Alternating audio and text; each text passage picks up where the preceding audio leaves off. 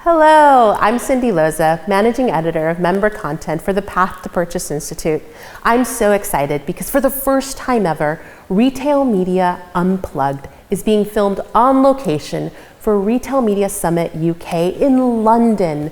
I'm joined here by Colin Horn with Clear Channel UK, a sponsor of RMS UK this year. Colin, thank you so much for joining me today. Thanks for having me. Yeah, so let's kick things off with, can you tell us a little bit about what you do at the Clear Channel? Yeah, of course. So Clear Channel is a global company, but I work predominantly in the UK. Clear Channel is one of the UK's leading out-of-home media owners. We have around 33,000 kind of poster and digital sites across the UK.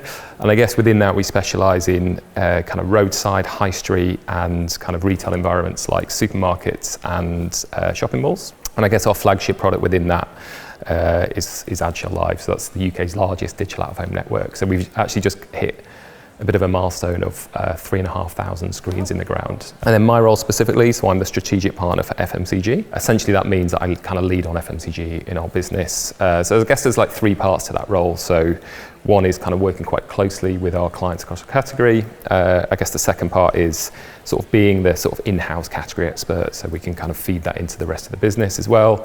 And then also it's kind of looking to the future and saying like, actually what's going on in the category? How do we reshape our business to make sure that it's kind of fit for purpose for the demands of our sort of biggest clients in that category? And I guess for context, FMCG is our biggest category and it continues to grow as well. So there's so much going on in that space. Right. So I understand your session is about out-of-home's place in a world of first-party data and precision targeting.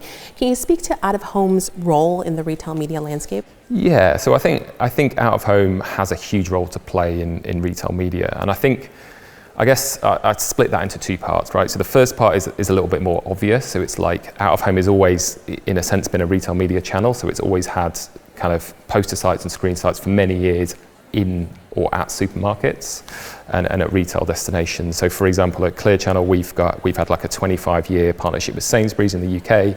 And we just recently expanded that to include additional stores with screens at storefront, but also starting to build in-store screen networks. So in the next few months, at some point next year, we'll have over 400 screens kind of positioned on the power aisle in store. So I think that's what people mostly associate, I think, with out-of-home and retail media. But actually, that's not the part I'm going to talk about today. So I'm going to talk about out-of-home's more like broader role in the retail media mix. And I guess I kind of like to think of out-of-home as this kind of perfect balance of like reach and retail. So out-of-home's superpower has always been broadcast reach. In the UK, it's the leading channel for reach. We reach 95% of the adult population every single day through outdoor. But then what's happened is because of digital out-of-home and the evolution, you've got this kind of combination of the broadcast reach, which is really important if you want to kind of get growth, feed the top of the funnel in terms of kind of reaching like category buyers, etc. But then you've got these elements of digital out-of-home, so the fact that it's in all the right locations, so the fact that your kind of proximity to retail hotspots, supermarkets, retailers, etc., is now powered by data. So whether that's first, third, or kind of retail media data, to kind of optimize that plan, reach the audience, also optimize creative. And then you've got this like true flexibility, so this ability to kind of deliver the right message in the right moment. And actually when you combine all those elements plus the reach, that's this kind of idea of this perfect blend of reach and retail. And I think, understanding the role that can play across the kind of omni-channel journey, and I actually think that out-of-home is going to thrive actually in this kind of era of retail media for some of those reasons. Building on that, how do you think out-of-home has evolved in recent years? Well, I think the main thing I kind of touched on there is the kind of growth of digital out-of-home. So in the UK now, the first half of this year, digital out-of-home revenues grew 22%. But actually the bigger story is actually the growth of the reach of digital out-of-home. So you can now count digital out-of-home in the UK as a reach-driving channel in its own right. So it reaches 84% of the UK population now on a weekly basis. So that's kind of rivaling the TV market in terms of broadcast reach. Then those points I mentioned before around kind of data, location, flexibility, it's meaning that advertisers can now kind of deliver the right message to the right audience in the right moment, in the right location. And that makes it do a much more complete role across the purchase funnel. So yes, out-of-home is brilliant from an awareness driving perspective because of reach, and it's always had that superpower. but it's playing a much greater role now in the consideration phase for those reasons I just mentioned. So I think that's the main evolution. I guess the other part is digital out of home is now starting to grow massively in the UK. So it's still relative infancy, but I think over the next few years we're going to see a big spike in revenues going into programmatic, and that just makes it a lot easier for customers and advertisers to buy out of home and plan it as part of that omni-channel mix. So kind of adding out of home into a kind of online digital strategy and having that complete control as to when you turn it on and off. What do you hope attendees walk away knowing after your session? I think that point I mentioned before about understanding the broader role of out of home, how that plays an important part in the retail media mix. And I think, particularly for marketers or shopper marketers that maybe aren't as familiar with outdoor, but then also for the actual retailers themselves or the retail media networks that are here, is understanding actually that digital out of home is almost like a ready-made off-site channel that they can tap into. So I think that they're the kind of key things that I think we'll probably end up talking to a lot of people here today about. What are some opportunities unique to the out-of-home space? I think what's unique about out of home is that it exists in the real world. Right? And I think retail spend, and particularly grocery spend, predominantly still goes through physical stores and exists in the physical world. And I think so. There's two parts to this. One is by its very nature, brands can build their kind of familiarity of their distinctive brand assets in the real world, so they become more recognised when it comes to the aisle, the store, the supermarket, or whatever. But then there's the big opportunity actually is to build experiences in the real world. So out of home has become this kind of home of creativity. Our LinkedIn feeds every day are filled with these kind of brilliant kind of creative executions and special builds that exist on outdoor. And that's becoming more and more popular, and it plays an important role, I think, when brands, particularly over the last couple of years where it's been a challenging period where people are battling inflation, the threat of the private label, trying to justify why they're worth paying more for. You create these massive kind of impactful experiences, and that really kind of shows your value.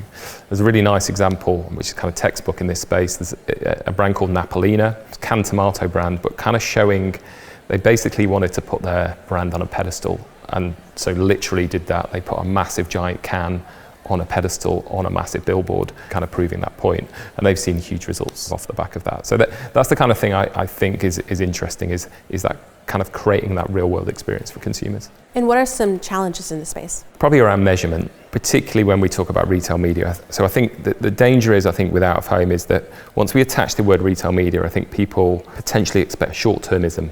And out of home actually plays predominantly a role a little bit further up the funnel, sort of driving that mental availability. And there's loads of evidence to show that channels that drive mental availability are going to see greater business results, both short and long term. But we need to be clear about what role out of home is playing in that omni-channel mix and measure it accordingly. So it's possible, it's just that there's this danger that we associate kind of retail media and we just expect kind of instant short-term ROI. And of course it will help do that, but that's not the sole purpose that out of home is playing. It's more of a kind of long-term association at the same time. And what advice do you have for FMCG advertisers?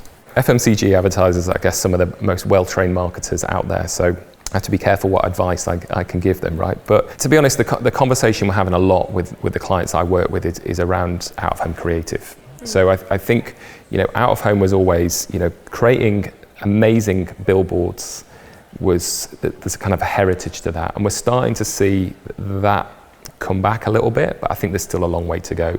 There's still a lot of poster designs that get created that aren't necessarily designed for the channel, and out of home is kind of high frequency, high impacts, but relatively low dwell time. But there's a power behind building what we call at Clear Channel kind of powerful posters. We've done a lot of work with this space, and we're kind of on this journey to make sure that clients create the best possible work, because if the creative is right, it's going to be like super effective. And actually the research that we've done shows that if you kind of design your posters for the channel, you'll see pretty much like a 2 times increase in brand and message recall as a result of doing that. So it's a really important part of the process. And are there any particular technologies the company is seeing that could be game changers or you're keeping in mind? I've kind of mentioned programmatic. I mean, it's not necessarily a new technology because it's kind of the here and now. I think we probably have to mention AI, right? Because this is what always gets talked about. I think it's not necessarily something we're doing right now, but I think over the next few years, I think this will give advertisers potentially a big opportunity to win, because Going back to that point around the flexibility of digital, delivering the right message in the right moment, now we can do that dynamically using data triggers and all sorts of other methods. But actually, if you add AI into the mix, being able to kind of automate delivering the right creative for the right format in the right location at the right moment, and adding in things like cultural relevancy and all these other elements, I think that's where out of home can get really interesting. And what do you think is the next frontier for retail media, or an up and coming area? Call me biased, but I'm going to say out of home, right? Because I think it's still massively untapped in retail media, right? It's, again, going back to that point, is the in-store stuff, I think this will continue to evolve. I think, as I mentioned, we've started to build in-store screen networks. There's so many other retailers and brands building in-store digital out-of-home networks in retailers. I think that will grow naturally, but also this opportunity to start fueling outdoor using retailer data. And I think there's so much power in kind of thinking about it across the omnichannel journey. Colin, thank you so much for your time today. Thanks for having me. That's it from us with the Path to Purchase Institute. I'm Cindy Loza. Thanks for tuning in.